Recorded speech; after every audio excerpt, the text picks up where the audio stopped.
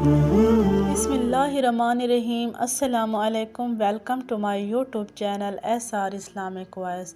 ناظرین، برطانوی صحافی لورین کی قبول اسلام کا حیرت انگیز واقعہ جسے سن کر آپ کو مسلمان ہونے پر فخر محسوس ہوگا۔ لورین پیشے کے لحاظ سے صحافی ہے جس کا شمار دنیا کے مشہور ترین صحافیوں میں ہوتا ہے۔ لورین برطانیہ کے ایک امیر کبیر خاندان میں پیدا ہوئی۔ دولت، عزت، شہرت سب کچھ اس کے قدموں میں تھا۔ بچپن سے اس کے ذہن میں اسلام اور مسلمانوں کے خلاف نفرت اور زہر بھر دیا گیا، اور لورین بھی باقی غیر مسلموں کی طرح یہی سمجھتی تھی کہ مسلمان بہت ظالم، سفاک اور انسانیت کے دشمن لوگ ہیں۔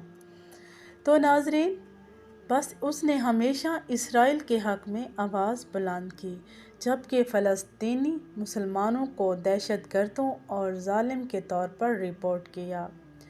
لیکن ایک دن لورین کو اللہ تعالیٰ نے وہ حقیقت دکھائی جس کے بارے میں شاید اس نے کبھی سوچا بھی نہیں تھا۔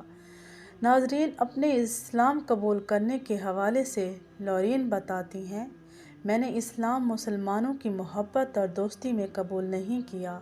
مجھے ہمیشہ اسلام اور مسلمانوں سے نفرت رہی تھی، پر نہ جانے کس وقت اللہ تعالیٰ نے میرا دل اسلام کی طرف موڑ دیا۔ اسلام کی جانب یہ سفر میری زندگی کا نہایت خوشگوار سفر تھا۔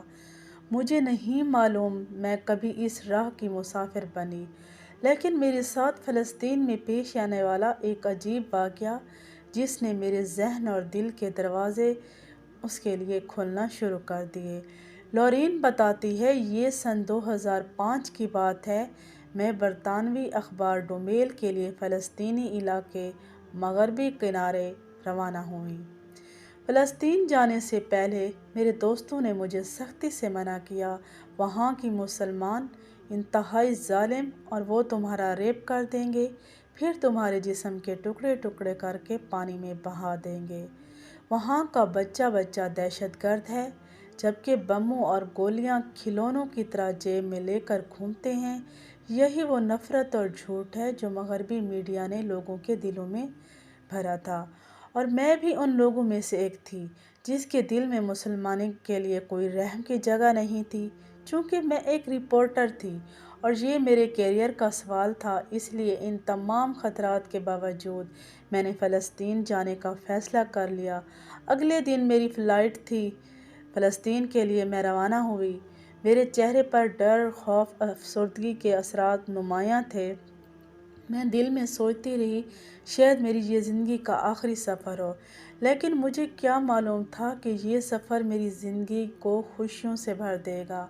اور سفر کے اختتام پر محفلی علاقے مغربی کنارے میں اس حال میں داخل ہوئی کہ میرے جسم پر میرا کوٹ بھی نہیں تھا، کیونکہ تل ابیب کے ہوائی اڈے پر اسرائیلی حکام نے میرا سب کچھ چھین لیا۔ اسرائیلی فورسز نے میرے سارے کپڑے اتار کر میری تلاشی لی اور جان بوجھ کر تقریباً آدھے گھنٹے تک مجھے برہنہ ایک چھوٹے سے کمرے میں بٹھایا گیا، جبکہ حیرت کی بات یہ تھی کہ ان کو معلوم بھی تھا کہ میں برطانوی اعلیٰ درجے کی صحافی ہوں، لیکن یہ سارا غیر اخلاقی عمل اسرائیلی حکام جان بوجھ کر میرے ساتھ کر رہے تھے۔ میں نے ساری زندگی جن کے حق میں آواز بلند کی، ان کا رویہ دیکھ کر مجھے شدید تکلیف ہوئی۔ اس کے بعد میں فلسطین مغربی کنارے میں داخل ہوئی۔ اس علاقے میں شدید سردی تھی، چونکہ میرا سوٹ کیس اور ضروری سامان اسرائیلی حکام نے اپنے قبضے میں لے لیا تھا، اور محرم اللہ کے مرکزی علاقے میں شدید سردی سے ٹھٹھرتی ہوئی چلی جا رہی تھی۔ اس دوران اچانک ایک فلسطینی خاتون نے میرا ہاتھ تھام لیا اور تیزی سے عربی زبان میں کچھ بڑبڑانے لگی۔ مجھے ایک تنگ گلی کی طرف لے گئی۔ میرے ذہن میں جس خدشے نے جنم لیا وہ یہ تھا کہ فلسطینی عورت کے ہاتھوں اغوا ہو چکی ہوں۔ میں نے سوچا، اب میں زندہ نہیں بچ سکتی، پتہ نہیں کتنے لوگ میرا ریپ کر کے اور اس کے بعد میرے جسم کے ٹکڑے کریں گے۔ وہ خاتون مجھے ایک مکان کے اندر لے گئی۔ کئی منٹ تک خاموشی سے میں کانپتے جسم کے ساتھ خاتون کو دیکھ رہی تھی۔ خاتون الماری میں کچھ تلاش کر رہی تھی اور مسلسل میری طرف دیکھ رہی تھی۔ میں نے سوچا شاید وہ چھری یا کوئی دوسرا آلہ قتل کرنے کے لیے ڈھونڈ رہی ہے، لیکن میری حیرت کی انتہا اس وقت نہ رہی جب اس نے الماری سے کوٹ، حجاب اور ٹوپی نکال کر میری طرف کی اور مجھے اشارے سے کہنے لگی، اسے پہن لو۔ یہ منظر دیکھ کر میں اس قدر حیران ہوئی، اس کو میں الفاظ میں بیان نہیں کر سکتی۔ وہ بوڑھی خاتون انتہائی شفیق اور محبت بھری نظروں سے میری طرف دیکھ رہی تھی۔ پھر اس کے بعد اس نے مجھے ہاتھ کے اشارے سے کہا، میں 2 منٹ میں گرما گرم چائے تیار کر کے لاتی ہوں۔ مجھے سمجھ میں نہیں آ رہا تھا یہ حقیقت ہے یا ایک خواب۔ کیا یہ وہی ظالم اور شفاق لوگ ہیں؟ اوہ میرے خدایا، یہ میں کیا دیکھ رہی ہوں؟ چائے پینے کے بعد وہ خاتون مجھے اس گلی میں چھوڑ کر آئی جہاں سے وہ مجھے لے کر گئی تھی۔ اس عورت نے مجھے انتہائی گرم جوشی سے بوسہ دیا اور واپس چلی گئی۔ حیرت کی بات یہ ہے کہ اس سارے عمل کے دوران ہمارے درمیان ایک لفظ کا تبادلہ بھی نہیں ہوا تھا، کیونکہ مجھے عربی اور اس کو انگریزی زبان کی بالکل سمجھ نہیں تھی۔ اس واقعے کے بعد میرا دل پگھلنے لگا۔ میں شدید تذبذب کا شکار تھی۔ جن لوگوں کو میں نے ساری زندگی سپورٹ کیا، انہوں نے مجھے ننگا کیا، برہنہ کیا، اور جن سے میں ساری زندگی نفرت کرتی رہی، انہوں نے میرے جسم کو ننگا ہونے سے بچا لیا، میری بہترین مہمان نوازی کی اور مجھے وہ محبت دی جس کی مثال دنیا میں کہیں نہیں ملتی۔ یہ سخاوت اور فیاضی کی ایک زندہ اور بہترین مثال تھی۔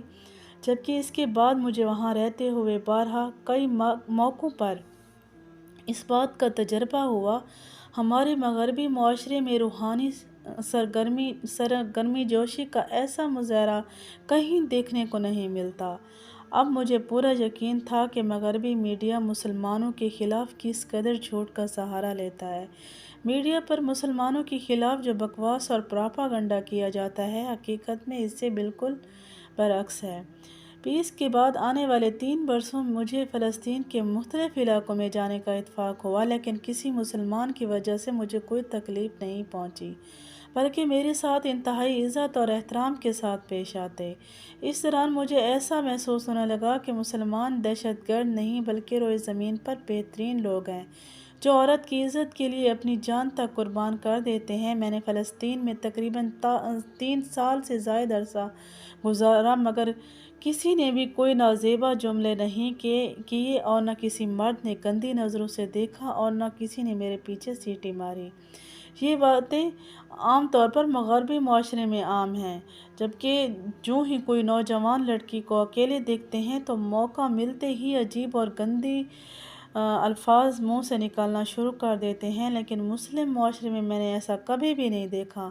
ناظرین، لورین مزید بتاتی ہیں کہ فلسطینی مسلمانوں کے درمیان رہ کر انشاءاللہ، ماشاءاللہ اور الحمدللہ جیسے الفاظ میری زبان کا حصہ بنتے رہے، جو اکثر مسلمان اپنی روزمرہ زندگی کی گفتگو میں شکر، تعریف اور امید کے اظہار کے طور پر استعمال کرتے ہیں۔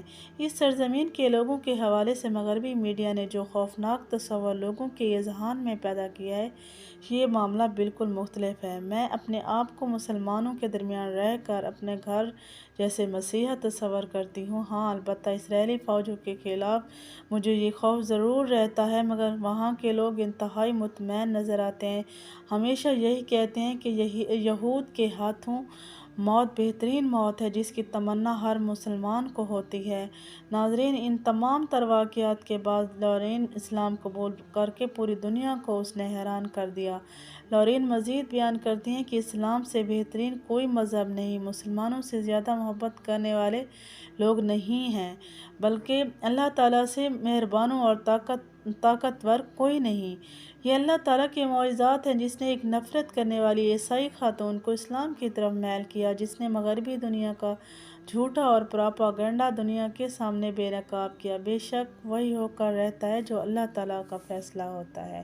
تھینک یو سو مچ ناظرین، آپ نے میری ویڈیو کو دیکھا۔ اگر آپ کو میری ویڈیو اچھی لگی ہے تو پلیز اسے لائک شیئر کر دیں اور میرے چینل کو سبسکرائب کر دیں۔ تھینک یو سو مچ۔ اللہ حافظ۔